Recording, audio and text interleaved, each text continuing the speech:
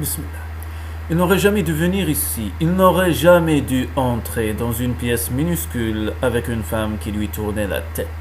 Une femme qu'il était censé protéger d'hommes qu'il avait déjà menacés. Jusqu'à présent, il avait tout contrôlé, même en regardant les danseuses faire leur numéro, en la regardant faire son numéro. Il s'était senti maître de la situation. Bien sûr, elle l'avait affecté.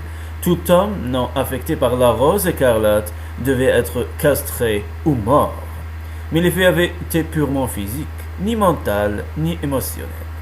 En esprit, il ne voyait qu'une femme. Il ne désirait qu'une femme, Isa Natal. Elle était descendue calme et confiant quand Harry avait voulu la lui présenter. Un peu de cette confiance était envolée quand il avait été assez près d'elle pour percevoir le parfum léger et délicat qu'elle portait, tellement peu assorti à l'environnement et à sa profession. Son flegme avait fait de même quand elle l'avait invité dans sa loge. Il s'y était senti pris au piège. Maintenant, cette vision dans le miroir, folie. Il l'avait vue quasiment nue sur scène, et elle l'avait stupéfié. À présent, de près, elle lui en mettait plein la vue, même en portant quelque chose qui pourrait passer pour des vêtements sur une plage inondée de soleil. Elle était aussi séduisante que lors de sa danse nue. Elle était grande, elle était tout en courbe, elle était douce, elle était stupéfiante. Le soutien-gorge maintenait ses seins arrondis en les laissant pratiquement nus sous la dentelle. Les mamelons sombres exigeaient l'attention. Tous les spectateurs avaient aperçu sa poitrine quelques instants plus tôt, mais là, maintenant, Nick pouvait véritablement apprécier la perfection de ses deux seins ronds. Comment il s'adapterait parfaitement dans ses mains, comment ses mamelons seraient délicieux sous sa langue. Il inspira lentement, laissant ses yeux dériver vers le bas, notant la taille fine, et s'attardèrent sur les hanches généreuses mises en valeur par la dentelle blanche de sa petite culotte. Elle avait là la peau pâle, presque vulnérable. Derrière le tissu fin, une ombre brune fut tout ce qu'il put voir. Mais c'était plus que ce qu'elle révélait en dansant, et tout son corps se contractant en réaction à ce magnifique spectacle. Son rythme cardiaque ralentit, comme il le faisait quand le monde qui l'entourait devenait extrêmement grave. Il déglutit, soudain affamé, et son sexe enfla, réclamant son dû derrière la braguette. La coiffeuse lui bloquait le reste de la vue, le laissant malade de curiosité et l'esprit comblant les blancs de ce qu'il ne voyait pas. Ses longues jambes, elle possédait des jambes qui pourraient s'enrouler 2 fois autour de lui. Il le savait de sa danse. C'était bien trop facile de s'imaginer la soulevant pour la jucher sur cette coiffeuse, lui écarter les cuisses et tirer une chaise pour s'installer entre elles. Il la repousserait en arrière et lui ferait passer les genoux sur ses épaules. Alors, il pencherait la tête et agacerait ses jolies boucles et les plis luisants qu'elle dissimulait. Il lui donnerait du plaisir et la dévorerait. Il se concentrerait exclusivement sur elle et attendrait longtemps avant de relever la tête pour regarder le plaisir sur son visage, alors que son orgasme l'emporterait. Mais dans sa vision, ce n'était pas le visage masqué d'une inconnue qu'il voyait, c'était le visage d'Isa. Cet inconnu l'avait excité, mais c'était Isa qu'il voulait. Elle devait à tout prix sortir d'ici tout de suite, parce que même si Isa l'avait rejeté, même s'il n'y avait rien entre eux, c'était toujours elle qu'il voulait vraiment, d'elle qu'il avait rêvé cette nuit, qu'il couche ou non avec cette rose. Il pourrait le faire, et ça pourrait même être bon, mais sa faim n'en serait pas apaisée pour autant. Et ce qui était sûr, c'était que ça compliquerait gravement les choses ici, dans son nouveau travail. Il savait tout cela, logiquement, le bon fils Santori, qui n'imaginait même pas ramener une femme telle que celle-ci à la maison dans sa famille, pétrie de tradition, serait déjà parti d'ici depuis longtemps. Pourtant, quelque chose le poussait à rester. Peut-être était-ce l'autre Nick, celui qui était devenu prédateur sur le champ de bataille, et qui s'ennuyait dans le monde réel, celui qui avait été repoussé par la femme dont il rêvait et qui se retrouvait face à une autre femme qu'il désirait et qui était consentante. Leurs yeux se rencontrèrent, ceux de Rose toujours à demi dissimulés par le masque. Elle incurva les lèvres en un sourire sensuel et releva le menton en une attitude de défi. Et il ne put s'en empêcher. Il sourit aussi, d'un sourire crispé, dangereux, que très peu auraient reconnu sur le visage d'un des aimables fils Centauri. « Je crois que ce paravent n'est pas très efficace, réussit-il à dire, la voix épaisse. Je dirais que ça dépend de ce que je veux faire. S'il ne vous donne pas l'intimité nécessaire à vous changer, à quoi sert-il donc ?» Le sourire s'agrandit. Un éclair de plaisir passa dans ses yeux. Peut-être juste intensifier l'anticipation. Étonnant de voir à quel point le fait de voir quelque chose, mais pas le tout, peut être excitant. Vous montrez presque tout sur scène.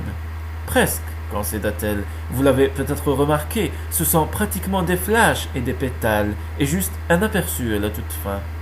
J'ai remarqué, dit-il entre ses dents. Cela vous a-t-il fait vouloir davantage? Est-ce qu'un aperçu vous a donné faim d'une vue plus large, qui, à son tour, vous donnerait une envie folle d'un contact, qui le rendrait fou d'envie de goûter?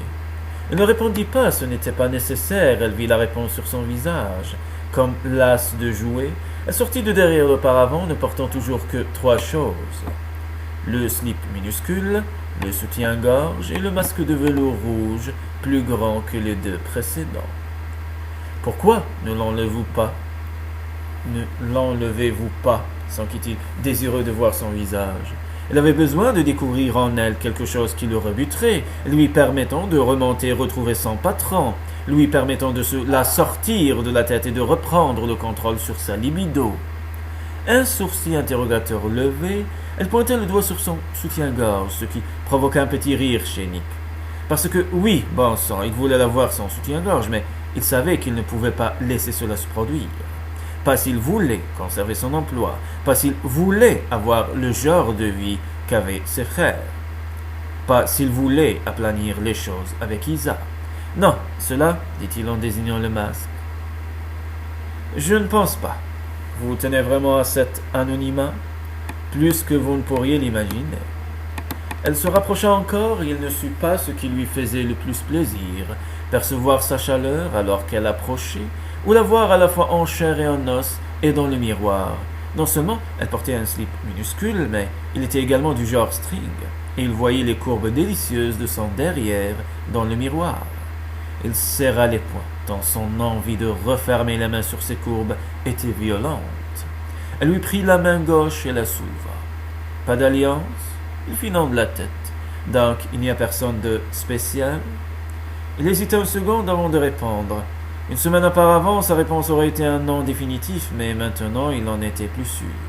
Aussi biaisa-t-il. Rien n'est sûr pour le moment. Elle fit une petite moue, à peine visible, sous l'ourlet du masque. Il voulut la mordre, aspirer cette bouche, puis l'attirer sur ses genoux et explorer toutes ses courbes divines. « Je suis libre également, » murmura-t-elle, comme si elle lisait en lui. Et entre nous, je ne suis pas du tout certaine qu'il faille en passer d'abord par des rendez-vous et des discussions interminables pour mieux se connaître. Il avait beau s'attendre à tout de la part de cette femme, il avait beau savoir qu'elle serait franche et qu'elle n'était pas du genre à déguiser ses désirs, il ne put s'empêcher de tressaillir. Et lorsqu'elle leva la main et passa le bout des doigts sur son épaule, effleurant le coton de sa chemise du bout des ongles, il perdit le peu de contrôle qui lui restait. Ce contact, il le perçut partout. Son parfum l'enivra, sa chaleur lui hurla une pure invitation sexuelle. « Je veux coucher avec vous, » dit-elle, mettant les choses encore plus au clair. Le cœur de Nick manqua un battement. Il eut l'impression que son pantalon rétrécissait, et si elle baissait les yeux, elle verrait qu'il était prêt à lui faire plaisir, plusieurs fois, si elle le voulait. Sans lui laisser dire un mot, elle poursuivit. En dépit de ce que vous pourriez penser, puisque nous venons de nous rencontrer, je ne fais pas cette suggestion à la légère. Harry peut vous confirmer que je laisse rarement entrer des hommes dans ma loge. En fait, vous êtes le seul avec lequel je sois en tête-à-tête depuis que je travaille ici. Intéressant, songea-t-il. On aurait dit qu'elle avait peur qu'il ne juge sa moralité ou qu'il la trouve minable. Et l'on avait connu des femmes minables, mais celles qu'il avait connues étaient des femmes sans confiance en elles, ni amour-propre, qui sautaient sur n'importe qui afin de tenter d'alimenter leur ego et combler leur cœur désert. Il savait déjà que Rose n'était pas comme elle. Elle avait une fabuleuse confiance en elle. Il lui suffirait de bouger un doigt pour qu'un homme soit prêt à lui donner tout ce qu'elle voudrait. Et elle le savait. Elle n'avait pas besoin d'une dévotion physique pour alimenter son amour-propre. En fait, il soupçonnait que c'était cette inaltérable estime de soi qui lui permettait d'enlever ses vêtements devant une salle grouillant d'hommes et de demeurer dans le même temps aussi inaccessible pour tous. Elle pouvait se déshabiller pour eux, les allécher, les séduire, mais jamais s'abaisser à un niveau signifiant qu'elle leur donnerait ce qu'ils voulaient.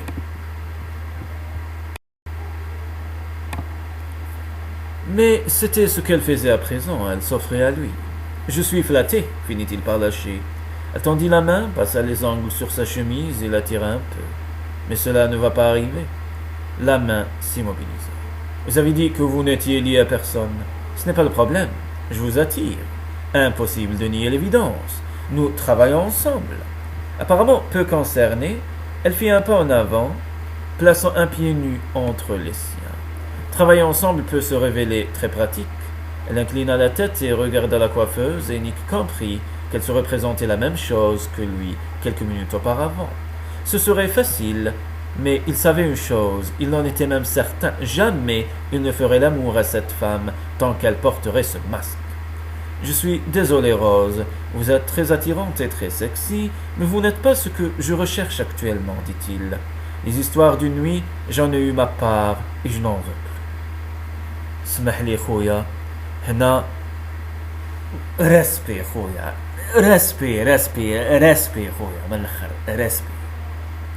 Qui a parlé d'une nuit? Les paroles étaient désinvoltes, le ton ne l'était pas.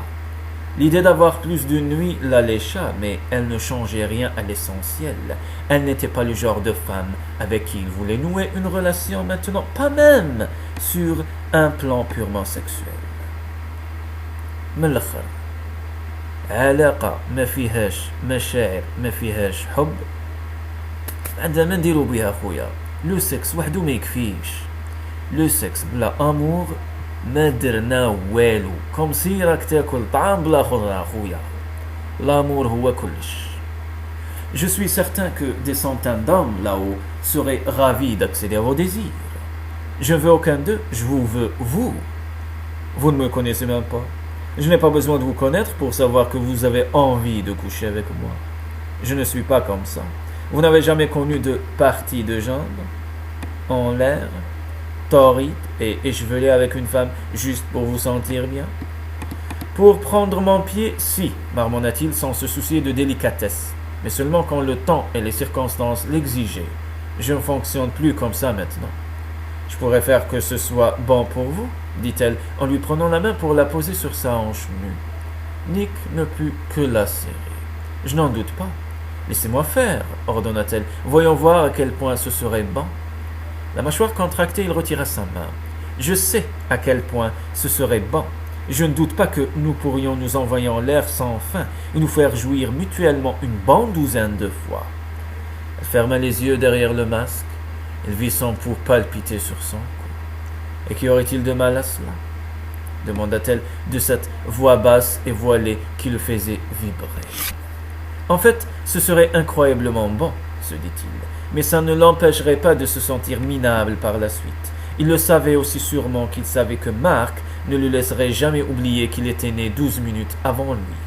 Certaines choses étaient indiscutables, comme le fait qu'il ne pouvait coucher avec cette femme ce soir et regarder encore Isa, celle dont il pensait qu'elle pourrait lui convenir pour toutes les bonnes raisons, dans les yeux d'eux-mêmes.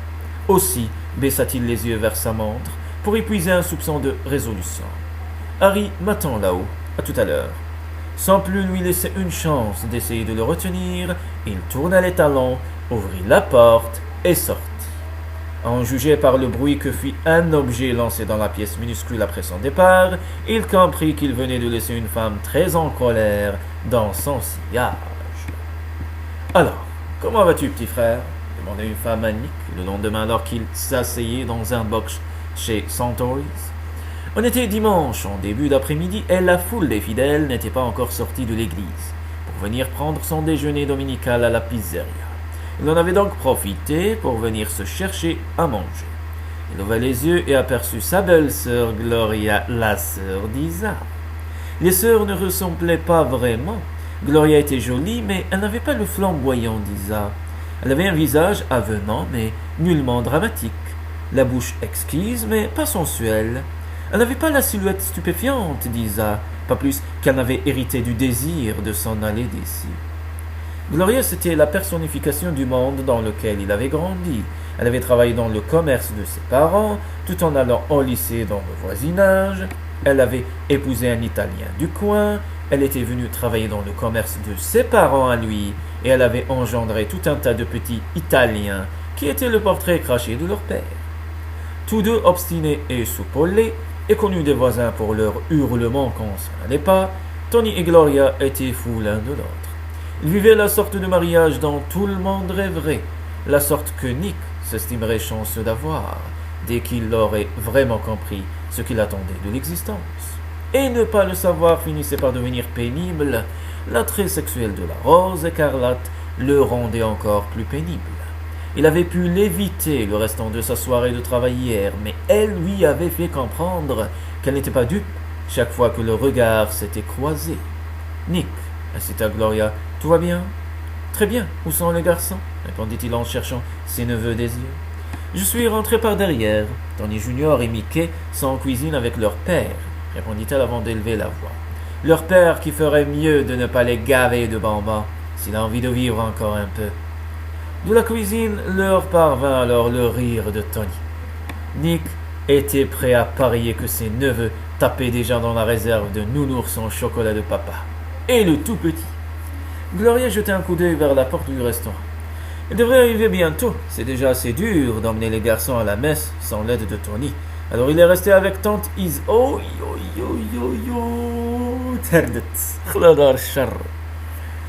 avec tante Isa, précisa-t-elle avant de sourire à Albandia. Tiens, le voilà justement. En voyant Isa pousser un landau dans le restaurant, Nick ne put s'empêcher de sourire. Non parce que Isa avait l'air faite pour jouer ce genre de rôle maternel. Au contraire, elle avait l'air atrocement malheureuse. Dieu du ciel! Cette femme était si différente de toutes les autres ici. Peut-être était-ce pour cela qu'il ne pouvait se loter de l'esprit. « Salut Isa, fit Gloria. Comment ça a été avec mon petit prince ?» « Il m'a vomi sur les cheveux 2 fois. » Gloria bondit sur le landau et prit son bébé dans ses bras. « Oui, qu'est-ce que tu as fait ?» Je lui ai dit que s'il ne me dégobillait encore dessus, je l'emmenais au zoo pour le flanquer dans la fosse aux ours. Maugréa Isa. Qu'est-ce que tu t'imagines? Ça va, on a Gloria en tapotant le dos du bébé. Tata Isa est juste grognant parce qu'elle n'a pas un homme pour la câliner, et encore moins 4 comme maman. Nick faillit avaler son nom de travers à ces mots. Si Gloria avait regardé sa sœur, elle aurait repéré le laser que dirigeait sur elle le regard d'Isa. Mais elle dut apparemment l'entendre, car brusquement le laser fut dirigé vers lui. Il leva les 2 mains en signe de paix. « Je suis de ton côté, ne me jette pas aux ours !» Le laser baissa en intensité et elle sourit presque. « Ne me tente pas. Attention, Nick, le prévint Gloria. Notre Isa n'est plus la douce petite chose que tu as connue. Tu ferais mieux de ne pas trop te frotter à elle. » Oh, mais si, il voulait se frotter à elle. Il voulait lui fourrer les mains dans les cheveux, la langue dans sa bouche, lui passer les bras autour du corps et une jambe entre les siennes.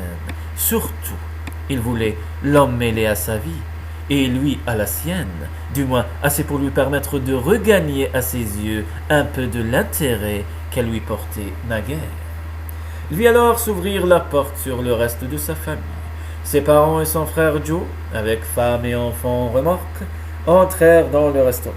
Bientôt, suivis par des voisins, puis des cousins, des oncles, des tantes, tous ceux qui venaient prendre le repas dominical chez son touriste. D'où il était, il vit Isa se contracter. Elle ne voulait pas s'intégrer à eux. Elle ne se sentait pas intégrée à eux. Et lui, plus que quiconque ici, le comprenait. Aussi sans dire un seul mot, se leva-t-il, lui attrapa-t-il la main. Oh, que c'est mignon! Ah, lui attrapa-t-il la main et l'entraîna-t-il vers sa table. Elle voulut résister. Viens, ne t'en fais pas. murmura-t-il en la faisant asseoir près de lui. Je vais te dire que je reconnais. Tu vas me dire qui tu reconnais et on va s'en sortir ensemble. Elle ouvrit de grands yeux et le dévisagea, la bouche tremblante. L'espace d'un instant, elle prit l'air d'une biche aux abois et parut sur le point de s'enfuir. Manifestement, elle semblait incapable de faire face à une chose aussi inoffensive qu'une réunion de voisinage. « Ça va aller, répéta-t-il, tu peux y arriver ?» Cela demanda quelques secondes, mais peu à peu la panique reflua et s'effaça lentement de son regard. Alors que la famille et les voisins la saluaient, Nick la sentit se détendre progressivement près de lui. Elle réussit même à papoter et à sourire à des gens qu'elle n'avait pas vus depuis longtemps. Tout se passa bien, jusqu'à la minute où une vieille voisine tapa des mains et pinça la joue d'Isa. « Oh, quel beau couple !» s'exclama-t-elle. « Enfin, tu as ton homme, Isabella Natal. Toutes ces années, tu as fini par l'accrocher. » Toute la salle fit silence et se tourna vers eux. Surtout Gloria et les parents de Nick. « Oh non !» marmonna Isatuba. Elle devint aussi rouge qu'un coquelicot. Nick lui posa une main sur la cuisse sous la table, mais elle le repoussa violemment. Et sur un bref au revoir à sa sœur et à sa famille, et un regard assassin à Nick, elle sortit à grands pas du restaurant sans se retourner. Au cours des 2 jours suivants, Isa perdit graduellement la tête. Bon sang! Elle l'avait perdue le soir où elle avait atterri sur les gâteaux de mariage. Cela faisait des années que Nick Santori la consumait. Cependant, cette semaine, il était en passe de remporter la médaille d'or au jeu du « Qui donc rendra folle Isa ?» Après sa vaine tentative de séduction au Leather and Lace, il avait soigneusement évité en travaillant. Il n'avait jamais été seul le samedi soir, ni même le dimanche soir, ce qui était tout aussi bien. Elle avait encore l'épisode de la pizzeria sur le cœur. Il prenait vraiment son travail au sérieux et veillait à ce qu'elle ne soit jamais seule quelque part, mais il n'avait pas été en tête-à-tête avec elle une seule minute, comme s'il craignait que Rose ne lui saute encore dessus à la première occasion. C'était insupportable. D'autant que, s'il la tuait par sa distance au club le soir, il la tuait aussi dans la journée. Il passait à la boulangerie plusieurs fois par jour, boire un café et manger un cannoli, en étant chaque fois adorable et sexy en diable. Si différent du sombre garde du corps qui n'était au club qu'ils auraient pu être 2 personnes différentes. Franchement, elle ignorait lequel des 2 personnages lui plaisait le plus. Probablement celui avec lequel elle se trouvait sur l'instant. C'était drôle d'ailleurs qu'ils la connaissent aussi comme 2 femmes différentes. Toutefois, les 2 Nick collaient un chaos identique dans sa tête. Aujourd'hui, elle n'avait fait que des bêtises à la boulangerie, comme mettre de l'extrait de menthe forte au lieu d'amande dans une fournée de biscuits, renonçant à ses tâches culinaires, puisqu'elle disposait de quelques heures avant les livraisons au restaurant. Elle décida de se mettre à ses comptes avant de fermer. L'heure de midi était passée depuis longtemps et elle était seule, mais le carillon l'avertirait de l'entrée d'un client éventuel.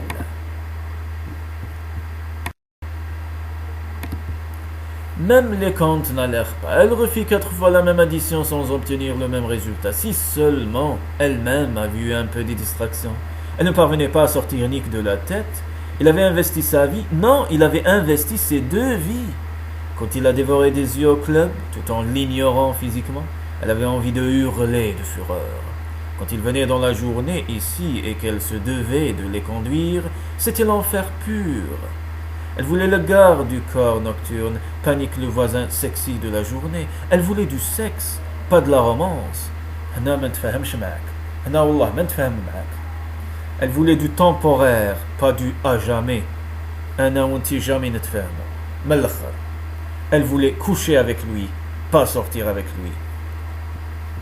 لو كانت تبقاي لا سول فام في هاد لونيفير والله ما نديك. واش ندير انايا بطون كور لا جني با طون كور؟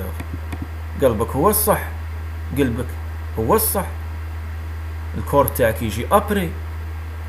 Seule une question de volonté déterminerait lequel d'entre eux obtiendrait en premier ce qu'il voulait. Mon Dieu, pourvu que ce soit elle. Isa? Surprise, elle poussa un cri, se retourna et vit une cliente près du comptoir. Elle était tellement prise par ses pensées qu'elle n'avait même pas entendu le carillon. Elle sourit en reconnaissant Lilith. Lilith. Ah, أول زوجة لآدم عليه الصلاة والسلام. Une habituée médium à ses heures, un peu fofolle mais sympa et bonne cliente. Désolé, dit Isa en s'essuyant les mains, j'étais dans les nuages. S'ils sont aussi bons qu'ici, il y a pire endroit où être. Pour la clientèle, certainement, mais au bout de 2 mois, Isa était saturée des odeurs de sucré. Je voudrais un cannoli et un espresso à consommer sur place, reprit Lilith. Une séance de divination? Même si elle n'avait jamais vraiment cru à ce genre d'histoire. Isa savait que nombre d'habitués ne juraient que par les pouvoirs divinatoires de Lilith. À présent, elle se demanda si la cliente pourrait l'aider à y voir un peu plus clair dans le bourbier qu'était devenu sa vie, plus particulièrement la partie unique de ce bourbier. Non, je fais une pause dans le monde de la voyance. Produits chimiques. Attention, atteignez. C'est bien ma chance, justement alors que je me disais pour la première fois de ma vie que j'aurais bien besoin qu'on me dise ce que je serai la semaine prochaine. Isa la boulangère, Isa la stripteaseuse, Isa la new-yorkaise, Isa l'obsédée.